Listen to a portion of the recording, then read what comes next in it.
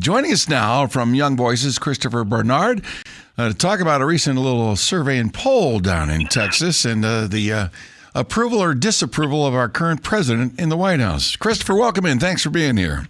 Thanks for having me. I saw the results of this and I thought, to me it comes down to a case of being informed or not informed. When you have certain people that say, and in fact there are 43% of the people in America that think Joe Biden is okay and doing an okay job. 28% of American adults said the country was headed in the right direction. Who are these people? So you stop and you pause and you go, how can this happen? To me, I think it's those that are informed of what really is going on and the consequences and those that aren't. Am I on track here?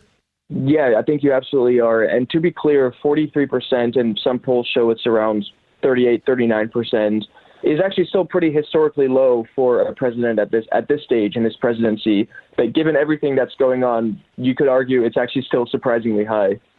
Yeah, I would have to agree. I mean, one person said that, I give him a failing grade. I mean, clearly, I don't think he's made strong decisions to progress our country, forward in terms of the economy. And then you ask somebody else and they say, well, yeah, I think he's doing okay. I'll give him a B because, especially his push for federal student loan, debt relief. And to me, the person that says that is all about the quick fix. It's a Band-Aid because the inflation, you're feeding the beast of inflation because the rest of the country's got to pick up the tab. Ain't nothing free. And the student loan debt relief, sure, would I like to have all my student loan debts go away?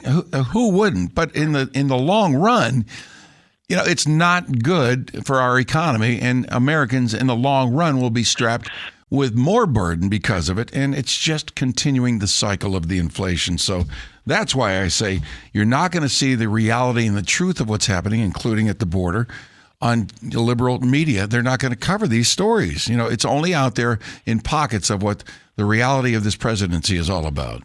I think the problem is that a lot of politics, especially on the liberal side, has kind of devolved into just like feel-good policies, like what sounds good rather than what actually is good. And when you look at the various issues facing our country today, Biden fails on the economy. We have historic inflation. He fails on energy policy. We have historic energy prices. He's failing on the border and immigration. He's not even visited the border, despite huge issues happening there. And on the global scene, I mean, what happened in Afghanistan and the withdrawal there was a disaster.